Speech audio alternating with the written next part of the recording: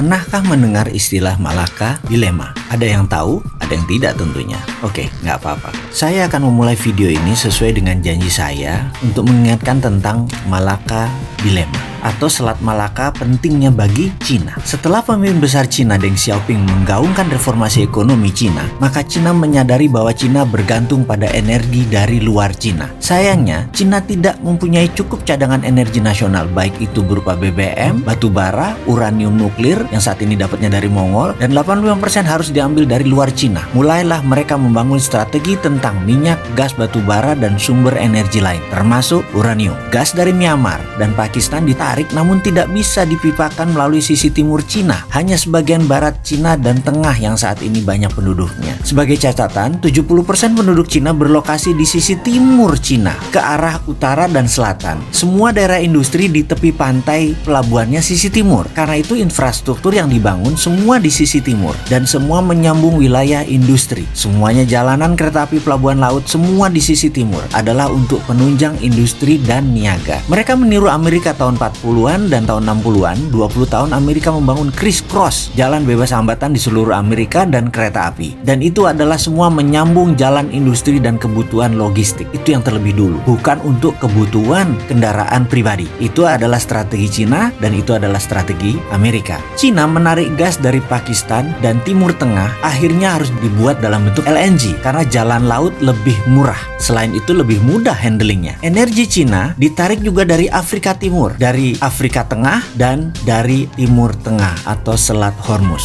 Semua melalui Pakistan, Myanmar, dan terakhir pasti lewat Selat Malaka. Yang berikutnya adalah Cina perlu batu bara dari Indonesia dan dari Australia yang paling besar. Dan batu bara tersebut semuanya lewat Selat Makassar. Strategi obor Cina, One Belt One Road Cina, ada hal yang ditarget kepada negara-negara pemberi energi Cina, yaitu pasti di trap. Ini yang namanya geopolitik Cina. Kita harus kenal sekali yang namanya geopolitik Cina. Apa buktinya Indonesia misalnya di trap? Sebentar, kita lanjut ya. Sisi tahun 2006, Cina sadar betapa pentingnya Selat Malaka, betapa pentingnya Malaysia dan Indonesia. Karena energi, minyak, dan gas merupakan 60% kebutuhan energi Cina. Maka, manuver terhadap Malaysia dengan membangun aliansi penguasa waktu itu dan petinggi UMNO, dulu adalah Najib, dan berusaha Najib adalah di tangan Cina. Cerita itu bukan cerita angin semilir. Kita tahu bahwa setiap pemerintahan, setiap pemilu, negara asing selalu berkepentingan untuk bermain. Sementara di tahun 2006, Indonesia itu masih American boy banget. Cina tetap pintar.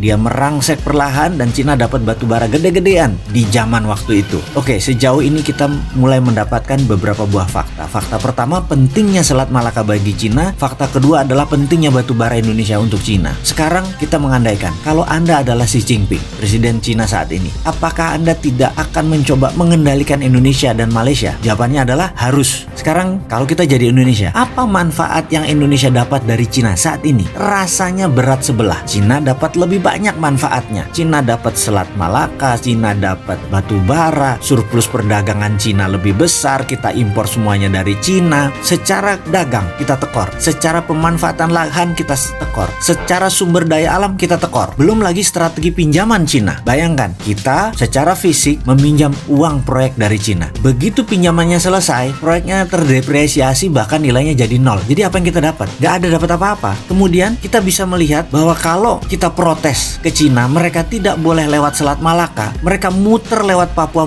Nugini, itu bisa menambah 7 hari baru kapal dari Selat Hormuz bisa sampai Cina. Ini terlihat naif, terlihat kayak anak kecil. Tutup Selat Malaka, terlihat kayak anak kecil. Bayangin, kalau Selat Malaka ditutup kan bisa lewat Malaysia gitu ya. Gak apa-apa, silahkan. Tapi yang terdalam lautnya tetap aja sisi Indonesia. Atau gini deh, apa yang terjadi kalau Indonesia dan Malaysia kompak menjepit Cina? Nah ini menarik, ada kata-kata kalau Indonesia dan Malaysia kompak. Jadi kalau Anda Cina, jangan bikin Malaysia dan Indonesia kompak, ciptakan konflik terus-menerus dan gampang itu. Lalu ada timbul pertanyaan, jadi konflik itu diciptakan? Jawabannya, ya iyalah. Kalau Anda pernah belajar di Lemhanas, apalagi pernah ikut Sesko TNI Polri, itu pelajaran dasar. Tapi bentar, ada LSM yang sudah diinfiltrasi dengan pemahaman barat bahwa TNI Polri itu pelanggar HAM. Ini sekali lagi, LSM itu dimainkan untuk memperlemah pertahanan dan keamanan nasional. Dan hebatnya lagi, mereka itu orang Indonesia yang nggak sadar bahwa mereka itu pion strategi dari ideological warfare negara asing. Semua demi kepentingan. Disinilah peran pertahanan dan keamanan nasional penting untuk diutamakan sebelum membuat kebijakan nasional. Jangan sampai Kementerian Perdagangan jangan yang di depan. Biar jadi raja impor lah kita. Kemudian dari sisi geopolitik, semakin mengerti bagaimana peran Indonesia di mata Cina. Semakin mengerti apa kebutuhan Cina akan energi. Semakin paham Cina dengan obornya yang mengendalikan 2/3 dunia itu niatnya apa. Sekarang sisi Amerika. Butuh tahu, paham lebih jauhkah tentang Amerika? Atau kita bedah Cina lebih detail?